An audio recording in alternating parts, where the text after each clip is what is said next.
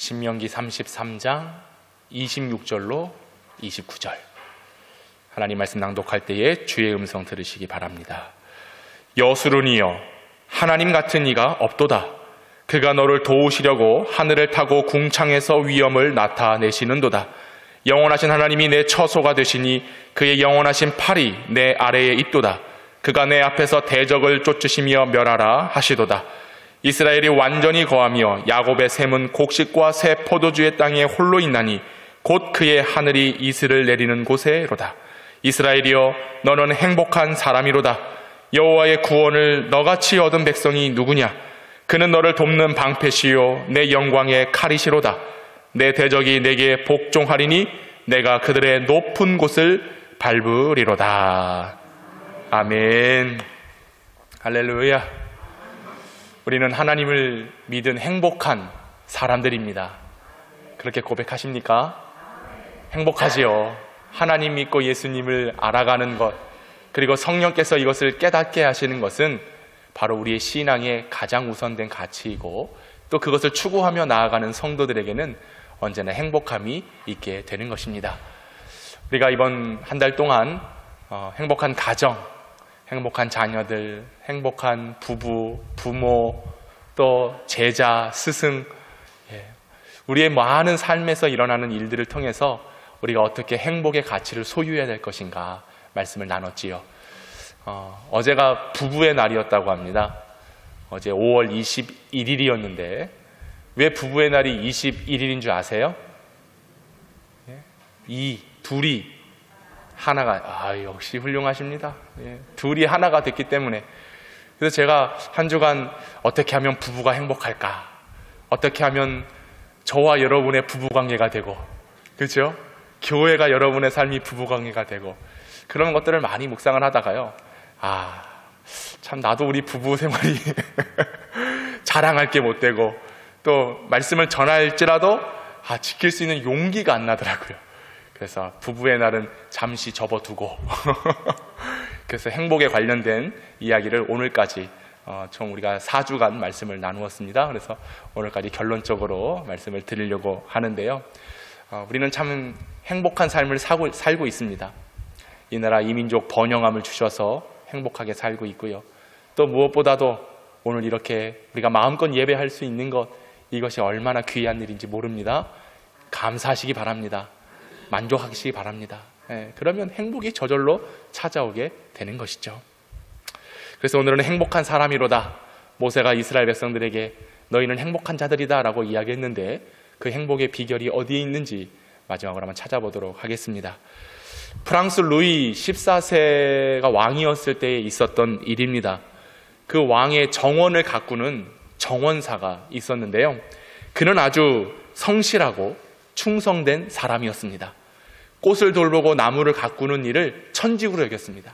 그것을 할 때마다 너무 행복했어요. 꽃을 만질 때마다, 잎사귀를 제거할 때마다, 가지런하게 정리할 때 그는 참으로 행복했다고 합니다. 그런데 이 행복이 계속 유지돼야 되는데 이 행복의 비중보다 마음의 불편함의 비중이 더 커지기 시작했어요. 그 이유가 무엇인가?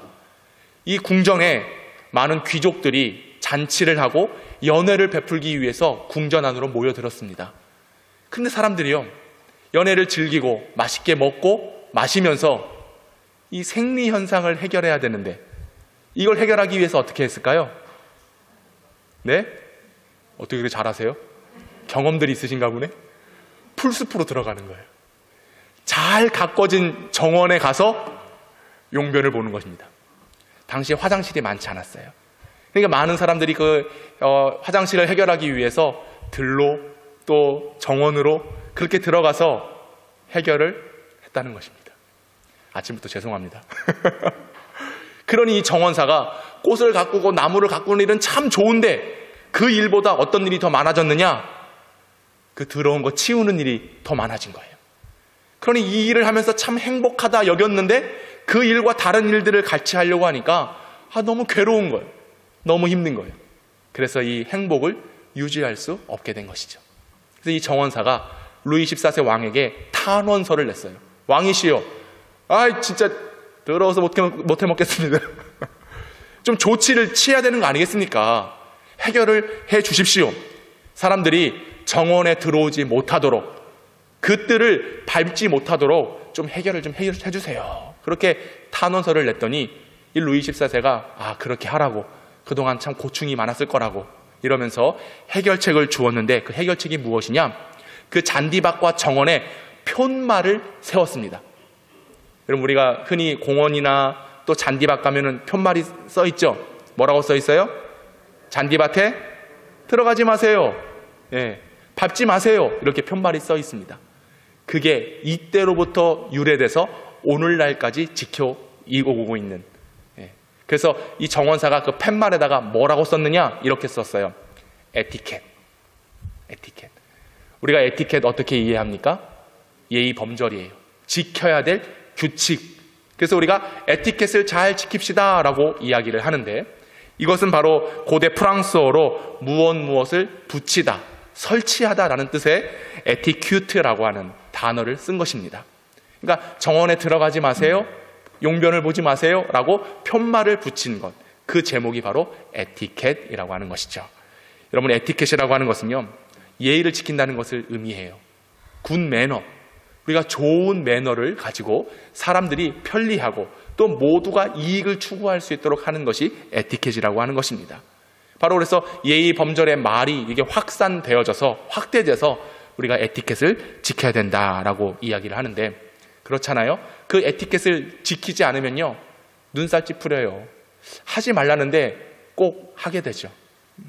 요즘 또 코로나가 점점 이제 풀리고 또 밖에 나가서 뭐 음식도 먹고 또 마스크도 벗고 하다 보니까요, 이제 그동안 억눌렸던 사람들이 이 잔디밭이나 들이나 산에 가서 막 음식도 먹고 교제도 합니다. 뭐 좋은 거죠. 근데 문제는 뭐냐? 옛날에 우리나라를 외신들이 소개했을 때 어떻게 소개했냐면, 사람들이 가장 많이 모였어도 모이고 떠나간 자리가 깨끗한 민족이 대한민국이다라고 소개를 했어요. 우리가 20년 전에 큰 행사를 치렀습니다. 대한민국? 네. 벌써 다 잊어버렸어요? 올해 월드컵이 열리지만 20년 전에 우리 모두 다 빨간 옷 입고요, 광화문으로 종로로 막 사람들이 몰려들어가지고 막 응원했어요. 그 응원 때문에 4강도 갔던 것 같아요. 근데 대한민국이 4강 들어간 것보다 외신들이 놀랬던 이유가 무엇입니까? 그렇게 수많은 사람들이 운집했음에도 불구하고 거리가 깨끗해. 그죠?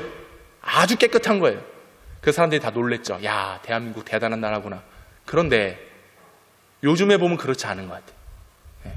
에티켓을 지키지 못해요.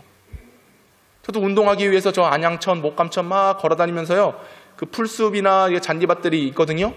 거기에 막 그 커피 먹은 플라스틱 짜장면도 시켜 먹었더라고.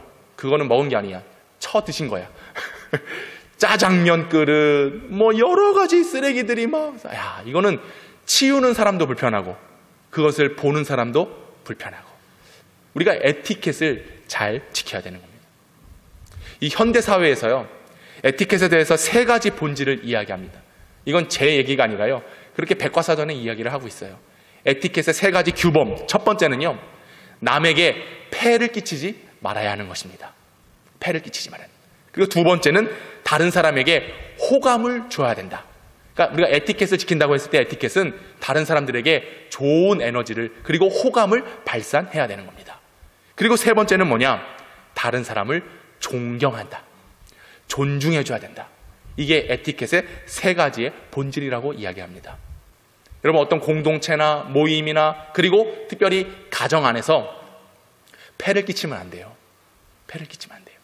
그리고 그 서로 상호작용하는 서로 공동체 구성원들끼리 호감을 주어야 되는 거예요. 좋은 에너지, 좋은 말, 좋은 인상을 남겨줌으로써 모두가 행복하고 편안하고 어떤 어려움이 없도록 만들도록 하는 것, 이것이 필요하다는 것이죠. 그리고 세 번째는 존경을 해야 되는, 상대방을 인정해 주는 거예요. 그분을 세워주는 거죠. 높여주는 거죠. 이게 바로 에티켓이다. 일반 사회에서 이야기하는, 현대 사회에서 이야기하는 에티켓의 규범입니다. 마찬가지로 우리 그리스도인들도요, 에티켓을 잘 지켜야 돼요.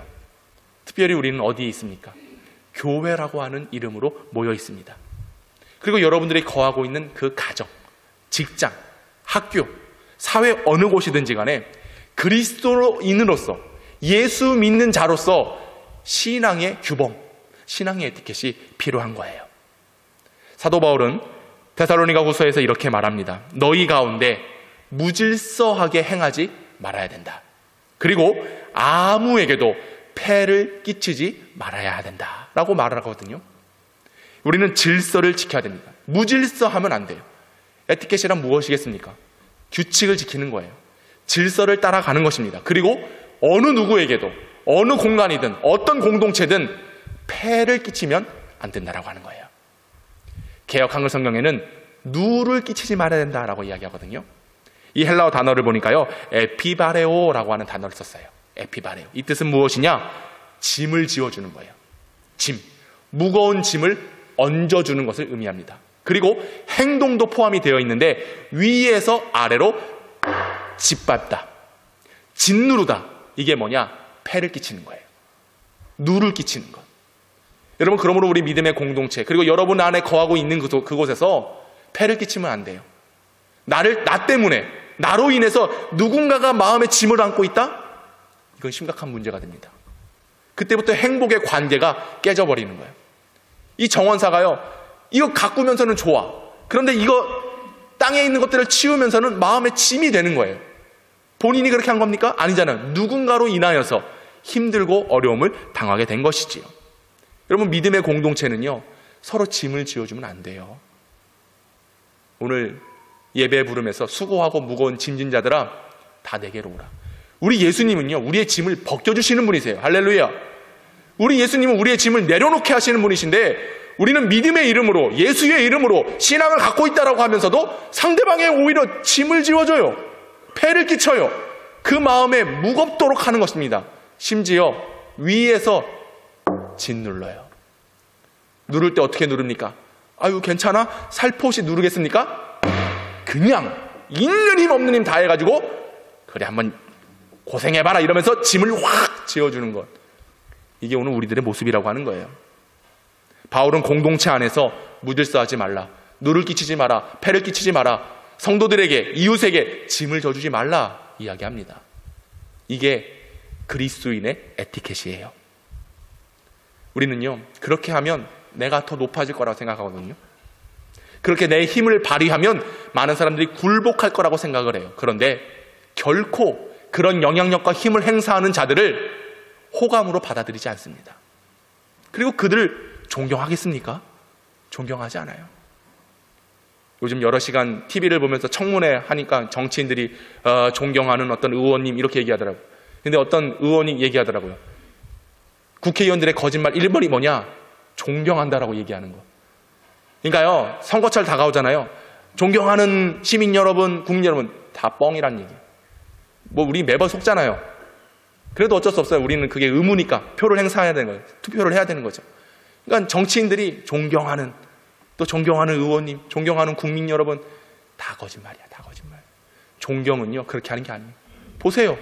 그동안에 수많이 나라를 위해서, 뭐 우리 구로구를 위해서, 개봉동을 위해서 일하겠다고 하지만 결국 우리들의 삶이 나아진 건 거의 없잖아요. 오히려 짐을 지어주는 거예요. 이건 뭐 단적인 예지만 교회도 마찬가지란 소리예요. 우리 교회도 성도들을 사랑합니다. 내가 교회를 사랑합니다. 믿음으로써 예수의 사랑으로 다가갑니다 라고 하는데 자칫 그 다가감이 짓밟고 짓누르고 폐와 누를 끼치는 그런 실수를, 그런 오류를 우리가 때로는 범한다라고 하는 사실입니다. 내가 짓누르면 편할 것 같죠? 아니에요. 오히려 마음이 불편해요. 내가 이겼다. 내가 무찔렀다. 내가 이 한마디로 단번에 제거해버렸잖아. 그게 자랑거리입니까? 우리 예수님은 조용히 아무 말도 하지 않으시고 십자가를 지고 걸어가셨어요. 우리 예수님께서 이 땅에 오신 것은 우리가 그런 자들이기 때문에, 그런 죄인이기 때문에 우리의 이 연약함을 해결해 주시고자 하나님의 사랑으로, 하나님의 은혜로 채워주심으로 우리를 완전하게 세워주신 그 은혜를 가지고 이 땅에 오신 겁니다. 그러므로 우리의 참된 믿음의 행복, 삶의 행복은 예수님께서 나에게 어떻게 하셨는가를 돌아보면 그 뜻을 바로 이해할 수가 있습니다. 그러므로 여러분, 우리는 서로 믿음의 관계요, 믿음의 공동체요, 핏값으로 사신 주님의 교회입니다. 이곳에서 패와 누를 끼쳐서는 안 되겠지요. 나를 통하여서 누군가가 더 행복하게 만들어줘야 되는 것입니다. 나로 인하여서 우리 공동체가, 우리 교회가, 여러분의 가정이 웃음이 피어나고 기쁨이 넘치는 그런 공동체로 만들어야 될 줄로 믿습니다. 프란체스코 교황의 메시지 중에 이런 내용이 있어서 소개하려고 합니다. 강은 스스로 자신의 물을 마시지 않습니다. 나무는 자신의 열매를 먹지 않으며 태양은 그 빛을 스스로에게 비추지 않고 꽃은 자신을 위해 향기를 퍼뜨리지 않습니다. 남을 위해 사는 것, 이것이 자연의 법칙입니다. 우리 모두는 서로 돕기 위해 태어났습니다. 그것이 아무리 어렵더라도 우리는 남을 도와야 되고, 그렇게 할 때에 우리의 인생은 행복하게 되는 것이죠. 그러나 더 좋은 것은 나만 행복한 것이 아니라 나로 인하여 다른 사람들이 행복을 느낄 때 그것이 진정한 행복입니다 라고 이야기를 했습니다. 세상의 자연 이치는 다 그래요. 그러고 보니까 흐르는 강물 자신이 마시지 않습니다. 열매 맺는 나무들 자신을 위해서 열매 맺지 않아요. 꽃의 향기가 만발합니다. 그러나 그 향기는 모두를 위한 것이지 자신을 위한 것이 아니라는 거죠. 여러분, 우리의 삶은 어때야 되는가? 우리 예수님은 우리를 위하여 희생하셨고 우리를 위하여 이 땅에 오셨습니다. 그러므로 우리의 신앙의 본질도 우리는 오직 주님을 위해서, 성도를 위해서, 교회를 위해서 그렇게 행할 때에 내가 행복해지는 거예요. 이게 역설입니다. 지난 새벽에도 말씀 나눴는데 패러독스, 역설이에요. 불가능한 일인데 그 일들을 함으로써 오히려 내가 행복해진다라고 하는 것이죠. 여러분, 교회는 어떤 곳입니까? 저는 초대교회를 묵상할 때마다 참 부러운 것 한 가지는 뭐냐, 서로 떡을 떼고 교제하고 이것보다도 첫째는 부활하신 예수님을 만나서 그들이 교회를 이루었다라고 하는 거예요. 예루살렘을 떠나지 말고 약속하신 바 성령을 기다리라. 성도들이 모여서 기도했습니다. 약속하신 성령을 받기 위해서. 그리고 사도들의 가르침을 받았어요. 예수님께서 가르쳐주신 그 진리, 그리고 사도들이 그 말씀을 잘 풀어서 성도들에게 알려주었을 때에 그 성도들이 늘 모이기에 힘썼고 떡을 떼고 교제를 한 것이지요. 그러면서 그 성도들의 마음을 생각해 봅니다. 이야, 얼마나 행복했을까? 여러분, 어떻습니까? 교회에 출석하고 하나님을 예배하고 모여서 교제하는 것 행복한 일이십니까? 그것이 필요해요. 초대교회는 그런 교회였어요. 성령의 역사, 성령이 충만하면 바로 그렇게 나타났던 것입니다. 그러니 예수님께서 십자가 지실 때는 두려웠어요. 무서웠어요. 나도 혹이나 죽음을 당하지 않을까, 핍박이 있지는 않을까. 그런데 부활하신 예수님을 만나고 온 성도들이 하나 되어 힘을 합쳐서 교회를 세워가니 두려움은 다 떠나가고 오히려 주님 감사합니다, 주님 행복합니다, 그런 마음으로 성도들이 모여서 교회를 이루었다는 거 아니겠습니까? 더 놀라운 건 뭐겠습니까? 사도행전 2장 47절에 보니까 하나님을 찬미하며 온 백성에게 칭송을 받으니 주께서 날마다 구원받는 사람들을 더하게 하셨다라고 말씀하셨습니다. 그렇게 행복하게 교회에서 신앙생활을 하니까 온 백성, 세상에 믿지 않는 사람들이 초대교회를 칭찬하기 시작한 거예요. 저것들 분명히 무서워서 두려워서 다 도망갔고 떨던 자들이었는데 이거 이상하네. 모여서 한다는 것들이 늘 노랫소리가 나오고 기뻐하며 먹으며 잔치하는 그런 분위기가 어디에 있는 거예요? 교회 안에 있는 거예요. 초대교회 안에. 그러니까 온 백성들이 오히려 예수님을 핍박했던 그들을조차도 야, 교회, 예수, 성령의 역사 놀라워, 대단해, 이렇게 칭찬을 했다는 것이죠. 그리고 더 중요한 건 뭡니까? 그렇게 하다 보니까 주님께서 믿는 자들의 수를, 구원받는 자들의 수를 교회에 더 채워주셨다. 할렐루야. 교회의 부흥과 성장이 어디에 있겠는가? 열심히 전도도 해야 되죠. 그런데 저는 말씀드립니다. 오늘 이곳에서 하나님을 예배함을 통하여 행복한 성도들이 밖으로 나아가면, 오늘 저와 여러분이 오늘 이 시간에 행복한 비결을 하나님께로부터 찾고 교회로부터 찾아 세상으로 나아가면 사람들이 여러분들을 보는 거예요. 저 사람 왜 이렇게 행복해하지? 왜 기뻐하지? 삶을 보면 그럴 이유가 전혀 없는데 왜 삶이 달라졌지? 온 백성들이 의문을 갖게 됩니다. 그리고 그 의문의 답을 여러분들을 통해서 해결할 수 있어요. 왜? 아니, 뭐가 그렇게 신났어? 뭐가 그렇게 즐거워? 뭐가 그렇게 행복해? 라고 물어보았을 때 뭐 이유가 있겠어요? 오늘 하나님을 믿고 교회에 출석하고 특별히 영병교회 가니 할렐루야. 그러니 내가 저절로 웃음이 나옵니다. 너무나 행복합니다. 당신도 예수님 한번 믿어보십시오.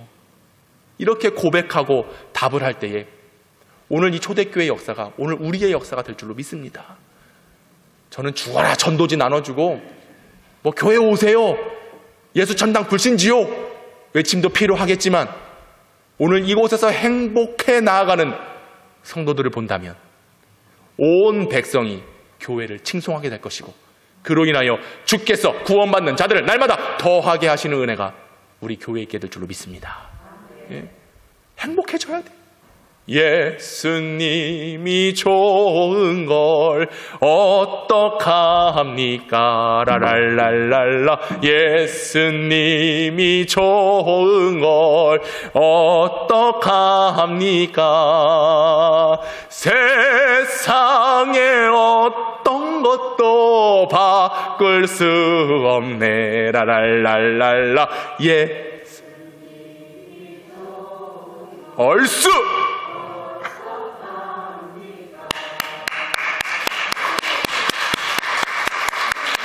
바로 그거예요.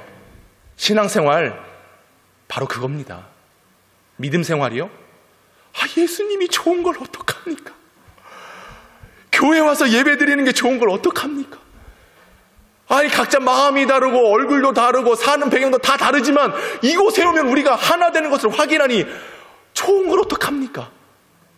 이게 알려지면 교회는 성장하게 돼 있어요.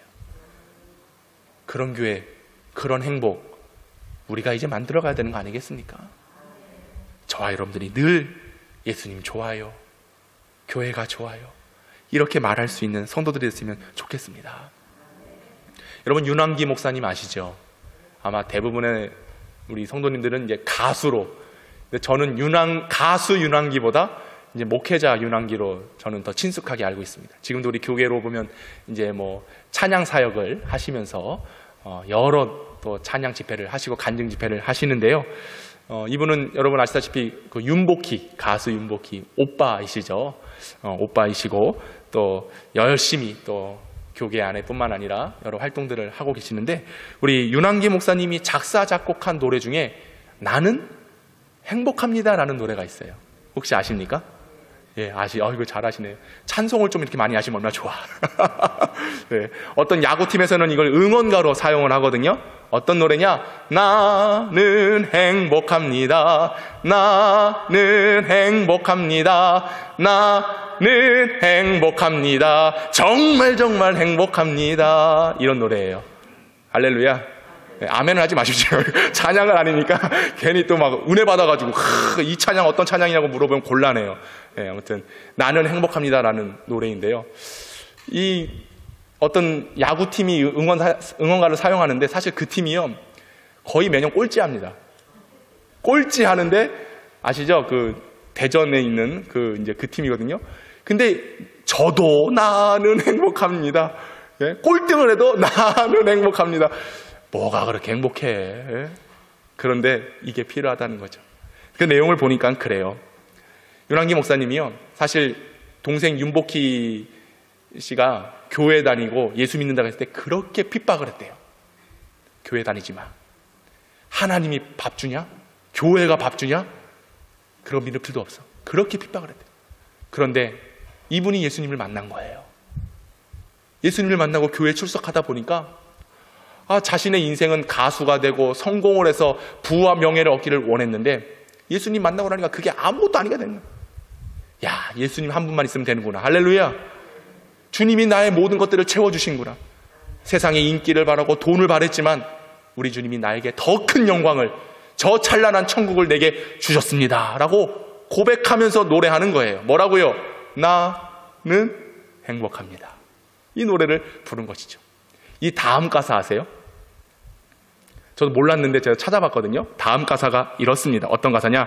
기다리던 오늘 그날이 왔어요. 즐거운 날이에요. 이렇게 불러요.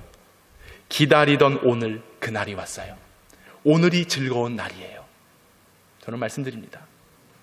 오늘 예수님을 예배하는 날, 하나님을 영광스럽게 찬송하는 날, 이 날이 바로 그날입니다. 즐거운 날입니다. 행복한 날입니다. 기다리던 그날이 바로 오늘이에요. 오늘 이 날의 예배의 성공, 예배의 승리, 부활하신 주님을 만나고 주님의 말씀이 내 귀에 들리고 내 심령에 딱 꽂혀지면 그때부터 나는 행복합니다라고 고백하는 것이죠. 이전에 내가 핍박자였고 죄인이었고 세상의 종으로 있어야 할지라도 예수님을 믿고 오늘 그날 구원받음이 선포되어지면 나는 행복한 것입니다. 여러분, 이 은혜를 꼭 경험할 수 있기를 바랍니다. 주님이 오신다 약속하셨어요. 그날이 저는 오늘이기를 원합니다. 언제인지는 알지 못해요. 그러나 이렇게 예배하고 있고 이렇게 깨어서 잘 거룩한 준비된 신부들처럼 주님 맞이하기를, 신랑 오시기를 기다리고 있다면 오늘 그날이 바로 오늘이 되어져서 우리의 인생과 신앙이 행복하게 바뀌게 될 줄로 믿습니다. 오늘 모세가 이스라엘 백성들을 향하여 너희는 행복자로다 라고 말한 그 뜻이 바로 여기에 담겨져 있는 겁니다. 이스라엘 백성들 고생했습니다. 오늘 이 본문의 배경이 되는 그 시간의 흐름을 뒤돌아가 보면 이제 40년 동안 광야 생활하면서 그것을 청산하고 이제 가나안 땅, 눈에 보이는 약속의 땅으로 들어가는 목전에 서 있는 것입니다. 얼마나 고생했습니까? 40년이네, 40년. 제가 그 이스라엘 백성들이 출애굽 여정하는 그 과정 거기를 한번 가봤거든요. 와, 아무것도 없어요. 얼마나 더운지. 그냥 태양이 내려찌고요. 풀 한 포기가 없어요. 풀 한 포기. 근데 그곳을 생각해 보십시오. 40년 동안. 그런데 더 짠한 것은 무엇이냐? 모세가 하나님께 부름받아서 백성들을 이끌고 40년 동안 광야 생활했습니다. 이제 좀만 가면 가나안이 보이는 거예요. 목적지가 곧 눈에 보입니다. 도착할 수 있습니다. 근데 하나님 모세에게, 모세야, 너는 못 가. 와, 뭐예요? 얼마나 허무하겠습니까? 얼마나 힘이 빠질까요? 그런데 모세는 백성들에게 오늘 이 신명기의 고별 설교를 하면서 우리 모두는 행복자다. 어떻게 이렇게 말할 수 있을까? 그렇잖아요. 고생은 고생대로 했잖아요. 얼마나 백성들이 모세를 향하여 원망하고 불평했습니까? 근데 그거 다 참아냈어요. 이겨냈어요. 결국 버텨냈어요. 그래서 약속하신 그 큰 축복을 이제 누리겠다 했더니 하나님이 그만, 너는 거기까지, 여기까지야. 사실 인간적으로 보면 너무 마음이 아팠을 것 같아. 실망했을 것 같아. 그런데 그럼에도 불구하고 모세는 마지막에 백성들을 향하여 이제 우리가 가나안으로 들어갈 것인데 그곳에 서서 하나님을 예배해야 된다. 하나님의 말씀대로 살아가야 된다. 왜? 이전을 돌아가 봐. 하나님께서 우리를 보호해 주셨잖아. 지켜주셨잖아. 그러니 우리는 너무나 행복한 사람들이야. 이것을 얘기하고 있습니다. 우리가 지난 코로나 2년이 넘는 시간 동안, 물론 지금도 이어져 가고 있지요. 얼마나 괴로웠습니까? 얼마나 힘들었습니까? 그런데 돌이켜 보건대 결국 오늘 우리는 행복한 자로 서 있습니다. 이유가 무엇입니까? 하나님을 예배하고 있습니다. 하나님을 찬송하고 있습니다. 오늘도 살아계신 하나님 우리에게 말씀을 해주고 계세요. 그러면 그것만으로도 우리는 힘들고 어려운 인생의 시간들을 보내왔지만 결국 오늘 이 시간은 행복한 자로 서 있을 수 있는 자격이 충분한 것입니다. 그리고 우리는 약속이 보장되어 있잖아요. 어떤 약속입니까? 하나님의 나라, 천국에 대한 약속이에요. 그 약속만 가지고 있다면 우리의 삶이 어떠할지라도 감사합니다. 고맙습니다. 정말로 이 모든 나의 걸어온 인생길 오직 하나님의 은혜입니다라고 고백하는 거 아니겠습니까? 오늘 본문의 29절 마지막 절인데요. 이렇게 말씀합니다. 같이 한번 읽어보도록 하겠습니다. 29절 시작. 이스라엘이여 너는 행복한 사람이로다. 여호와의 구원을 너같이 얻은 백성이 누구냐? 그는 너를 돕는 방패시요 내 영광의 칼이시로다. 내 대적이 내게 복종하리니 내가 그들의 높은 곳을 밟으리로다. 할렐루야. 너는 행복하다. 왜요? 구원을 너같이 얻은 백성이 어디 있느냐? 여러분, 우리는 하나님을 믿음으로 구원 얻은 줄로 믿습니다. 하나님께서 우리에게 구원을 주신 줄로 믿습니다. 세상에 많은 복이 있지만 최고의 복은 바로 하나님의 믿음을 통하여서, 하나님의 능력을 통하여서 바로 구원 얻었다라고 하는 사실입니다. 그뿐만 아닙니다. 그분은 우리의 방패시요 영광의 칼이시다. 언제나 막아주시고 보호해주시고 함께해주시고 또 어려움이 있을 때마다 이길 수 있도록 강한 능력을 덧입혀주시는 하나님. 그러기에 우리는 행복하다라고 이야기할 수가 있습니다. 여러분, 이것을 무엇으로 표현할 수 있겠습니까? 하나님의 사랑이지요. 어찌 보면 40년 동안 뺑뺑이 돌았어, 아우 힘들어 할 수 있지만 믿음으로 보면 40년 동안 함께 하신 거예요. 40년 동안 주님께서 나에게 사랑을 주셨다라고 하는 것입니다. 오늘 모세는 얘기합니다. 너는 행복한 사람이로다. 여기서 말하고 있는 행복은 뭐냐? 아쉬레입니다. 아쉬레. 이 행복은 충만하다, 완전하다 이야기하는 거예요. 하나님의 구원은요, 우리에게 완전합니다. 그리고 그분은 우리 안에서 충만하게 역사하신 줄로 믿습니다. 하나님의 사랑을 깨달으면요, 그 완전하심과 그 충만하심을 경험할 수가 있다라고 하는 겁니다.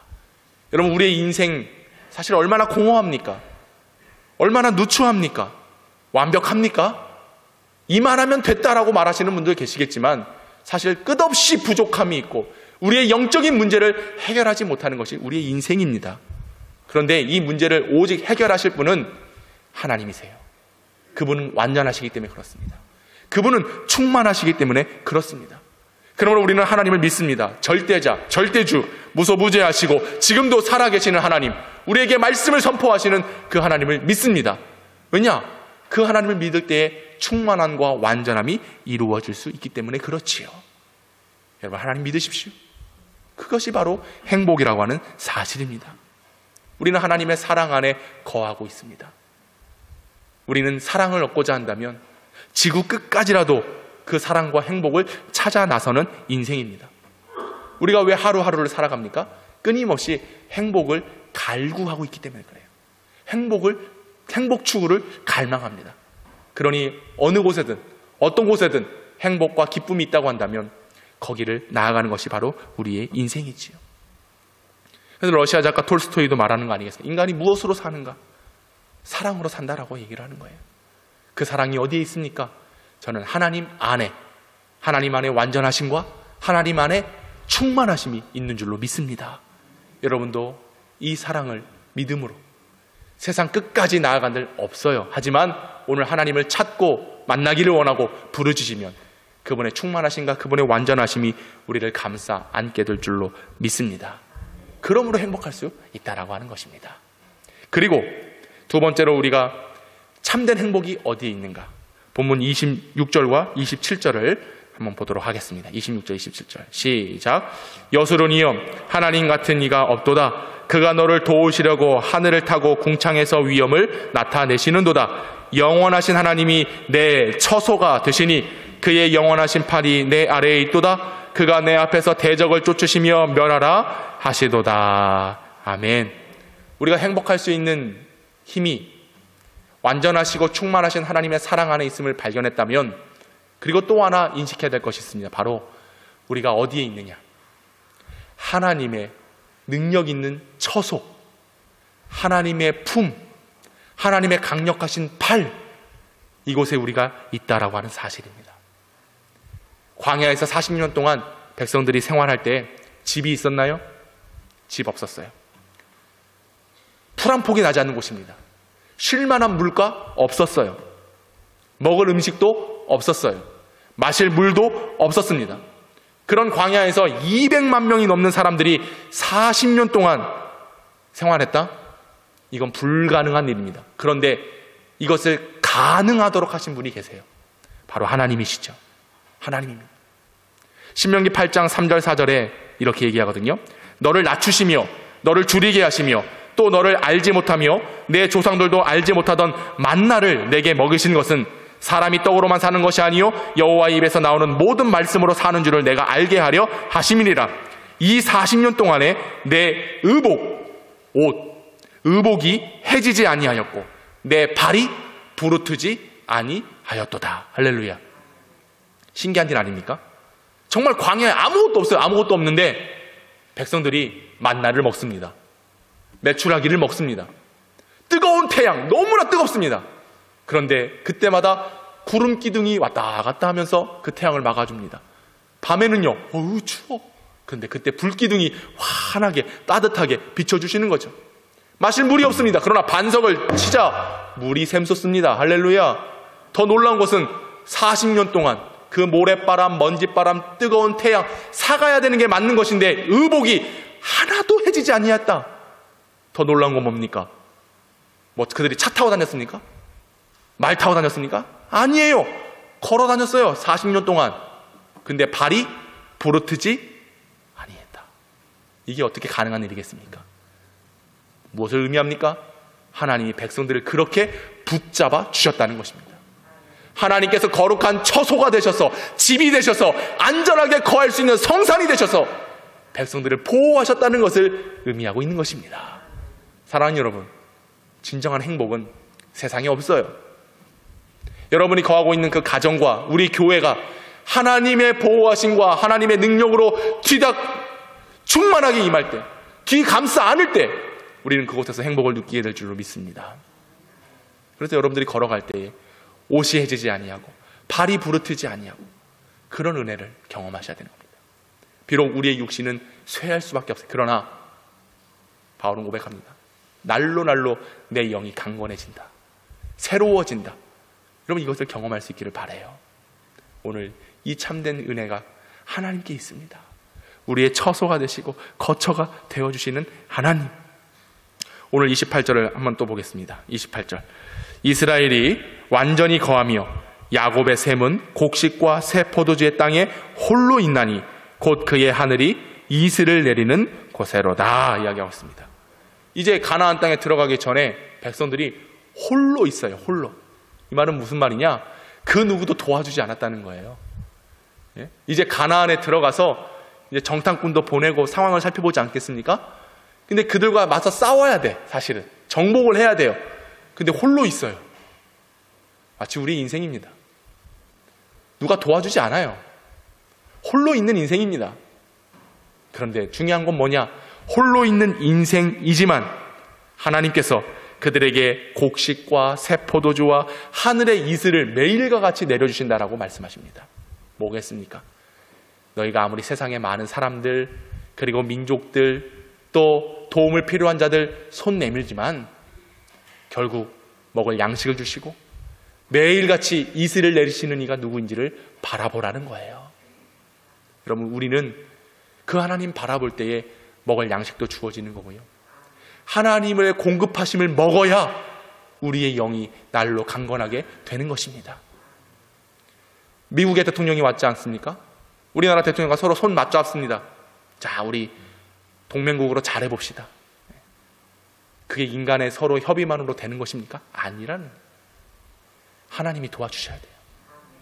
민족을 하나님께서 세워주시고 여러분의 삶의 가정에도 하나님께서 함께 해주시고 홀로 있잖아요. 홀로. 외로워요. 외로워. 참 많은 목사님들이 참 몰랐어요. 이전에는 목회가 외롭다. 뭐가 외로워. 즐겁게 행복하게 하면 되지. 근데 막상 한 3년 해보니까 알 것 같아. 아, 목회가 외롭구나. 그런데 이 외로움의 깊은 영적인 의미는 뭐냐? 그 속에서 하나님을 발견해요. 여러분의 인생 지치고 힘들죠? 그런데 그곳에서 하나님을 발견할 수 있는 눈이 열려져야 되는 겁니다. 아유, 누가 좀 도와줬으면 좋겠다. 누가 좀 채워줬으면 좋겠다. 아니에요. 결국 하나님이 어떻게든 어떤 방법을 통해서든지 공급해 주시는 거예요. 그러면 외로운 인생이요, 늘 날마다 이슬을 내린 것 같이, 늘 곡식과 포도주를 주신 것 같이 영혼의 만족을 채워주시는 것입니다. 그러면 고백하는 거죠. 우와, 하나님 감사해요. 우와, 하나님 행복해요. 여러분, 이렇게 고백할 수 있는 우리 성도들 될 수 있기를 간절히 소망합니다. 하나님이 우리의 거처가 되어주세요. 언제나 함께해 주시는 여러분의 80의 인생, 70의 인생, 때로는 90의 인생을 걸어가신 분도 계십니다. 그거 별거 아니에요. 발이 부르트지 않도록, 옷이 해지지 않도록 늘 언제나 먹을 양식과 함께 하시는 하나님의 능력이 여러분에게 있음을 믿으시기 바랍니다. 그럼 이겨내는 거예요. 기뻐할 수 있는 거죠. 그러므로 나는 행복합니다라고 말할 수 있습니다. 여러분, 기억하십시오. 어떠하든지 간에 우리는 행복한 사람들이에요. 어떤 상황이 놓여 있을지라도 우리는 늘 그 하나님을 바라봄으로 반드시 이기게 되는 것입니다. 이미 그 승리를 보장케 하신 하나님, 오늘도 말씀하시는 그 하나님으로 가까이 나아가서 우리 영평교회 공동체가 행복한, 여러분의 가정이 행복하고, 또 오늘 이렇게 예배드리고 나아가니 사람들이 물을 겁니다. 아이, 무슨 일 있어? 물을 때 여러분 뭐라고 답하시겠어요? 예수님이 좋은 걸 어떡합니까? 할렐루야. 오늘 예배드리고 나아가니 너무 행복한 걸 어떡합니까? 이렇게 고백해 보십시오. 오히려 하나님께서 여러분의 더 큰 은혜를 채워주셔서 그 믿음의 고백대로, 말대로 승리케 하실 줄로 믿습니다. 이스라엘이여, 너희는 행복한 자로다 말씀하신 것 같이 영평의 성도들이여, 우리는 행복한 하나님의 자녀들입니다. 할렐루야. 하나님 감사합니다.